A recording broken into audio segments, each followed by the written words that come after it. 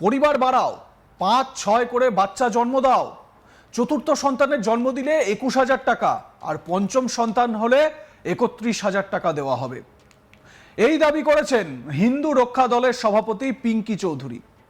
তিনি বলেছেন, যে হিন্দু পরিবারে চতুর্থ সন্তান হবে তারা যেন হিন্দু রক্ষা দলের অফিসে এসে হিন্দু রক্ষা দলের অফিস থেকে প্রতি চতুর্থ সন্তানের জন্য আমার কাছ থেকে 21,000 টাকা নিয়ে যায়। যদি তাদের পঞ্চম সন্তান হয় তাহলে তাদের 31,000 টাকা দেওয়া হবে। যদি কেউ তাদের সন্তানদের শিক্ষিত করতে অসুবিধার সম্মুখীন হন, তাদেরও সাহায্য করব। হিন্দু রক্ষা দলের সভাপতি পিঙ্কি চৌধুরী, যিনি একসময় প্রকাশ্যে তরবারি ও কুড়াল বিতরণ করতেন, পুলিশ প্রশাসনকে প্রকাশ্যে হুমকি দিতেন এবং যোগী সরকারকে অমান্য করতেন, তিনি আবারও বিতর্কে জড়িয়ে পড়লেন। তার একটি ভিডিও সোশ্যাল মিডিয়ায় নতুন বিতর্কের জন্ম দিয়েছে। হিন্দু রক্ষা দলের জাতীয় সভাপতি পিঙ্কি চৌধুরীর একটি ভিডিও দ্রুত ভাইরাল হচ্ছে, যেখানে তিনি হিন্দু পরিবারগুলিকে 4 বা 5 সন্তান জন্ম দেওয়ার আহ্বান জানিয়েছেন। তাছাড়া তিনি সন্তান জন্ম দেওয়ার জন্য পুরস্কারও ঘোষণা করছেন। তিনি বলেন যে তাদের সন্তানদের সংখ্যা নির্ভর করে তারা কত টাকা পাবে তার উপর। তিনি বলেন যে হিন্দু রক্ষা দল তাদের শিক্ষা সহ অন্যান্য সমস্ত খরচ বহন করবে। পিঙ্কি চৌধুরীর এই ঘোষণার পর রীতিমতো চাঞ্চল্য ছড়িয়েছে। হিন্দু রক্ষা দলের সভাপতি পিঙ্কি চৌধুরী বলেন, আমি আমার সমস্ত ভাই বোনেদের একটি কথা বলতে চাই। আজ আমাদের পরিবারগুলিতে 1 বা 2টি সন্তান হচ্ছে, যা আমাদের ভারতের ভবিষ্যতের জন্য খুবই বিপজ্জনক হবে। মুসলিমদের 10 বা 12টি সন্তান হচ্ছে, তাদের মানসিকতা হলো এই ভারত দখল করা এবং সনাতন ধর্মকে ধ্বংস করা।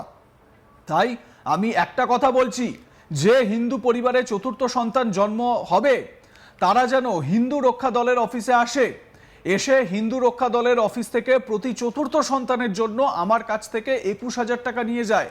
যদি তাদের পঞ্চম সন্তান হয় তাহলে তাদের 31,000 টাকা দেওয়া হবে। যদি কেউ তাদের সন্তানদের শিক্ষিত করতে অসুবিধার সম্মুখীন হন, কারণ অনেকেই বলেন যে আমাদের সন্তানদের কে শিক্ষিত করবে, তারা কিভাবে করবে, তাই আমি তাদের বলছি যে আমরা চতুর্থ এবং পঞ্চম সন্তানের শিক্ষার ব্যবস্থাও করব। কিন্তু তোমরা তোমাদের পরিবারকে দুর্বল করো না, তোমাদের পরিবারকে প্রসারিত করো।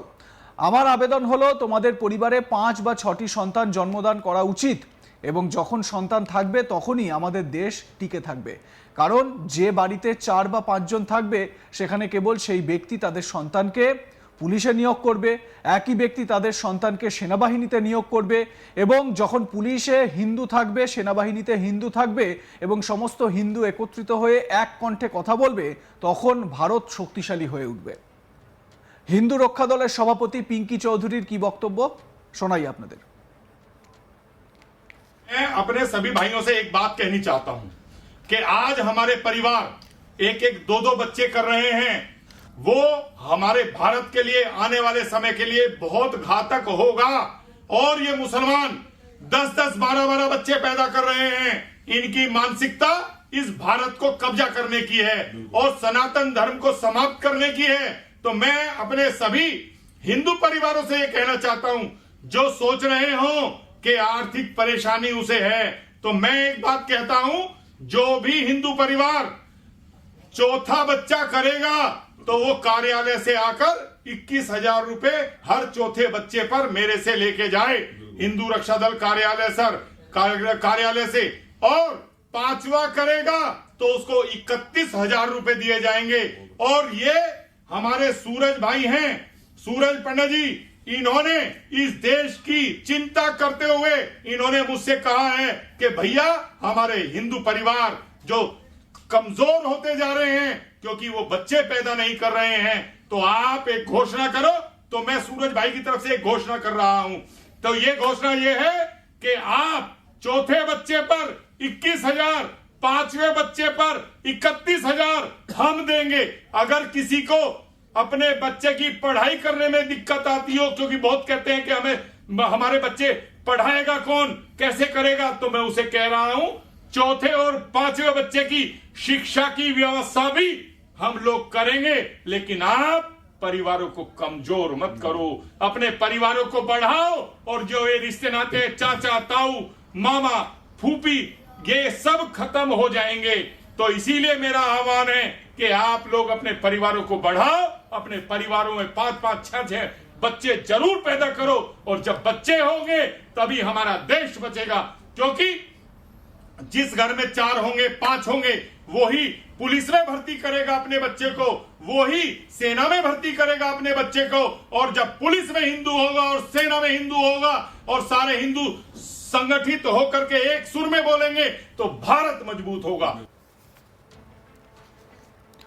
শুনলেন তো পিঙ্কি চৌধুরীর বক্তব্য।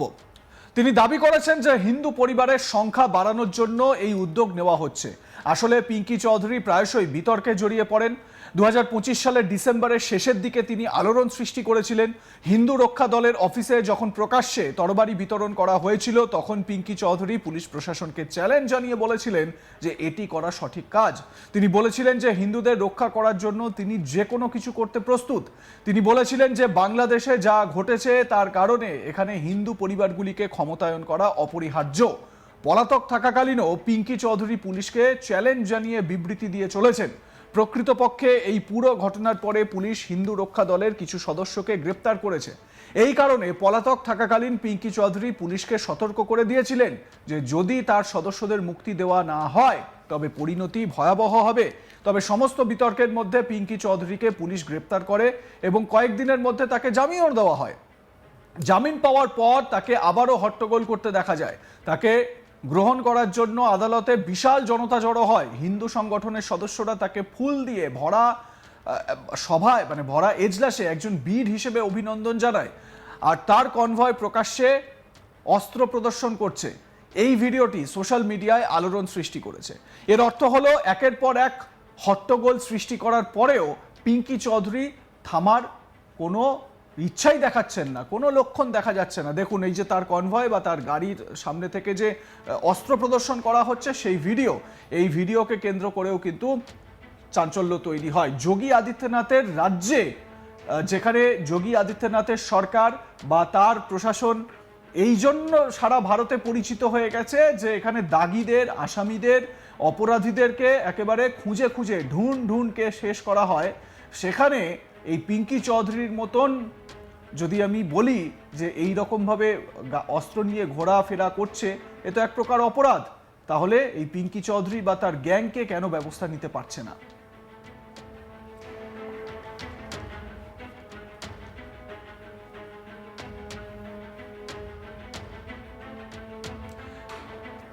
এই পিঙ্কি চৌধুরীর বক্তব্য যে যদি আপনার বাড়িতে 4টে সন্তান হয় তাহলে চতুর্থ সন্তানের জন্য 21,000 টাকা করে দেব। পঞ্চম সন্তান যদি হয় তাহলে সেই পঞ্চম সন্তানের জন্য 31,000 টাকা করে আপনাদের দেওয়া হবে। কেন না, দেশে হিন্দুদের সংখ্যা বাড়াতে হবে, মুসলমানরা সংখ্যা বৃদ্ধি করছে তাই। আপনাদের মতামত কি এ বিষয়ে? লাইক, কমেন্ট, শেয়ার করে জানাতে ভুলবেন না। দেখতে থাকুন আজ তাক বাংলা। সাবস্ক্রাইব করুন আমাদের ইউটিউব চ্যানেলটি, বেল আইকন প্রেস করুন নোটিফিকেশন পেতে।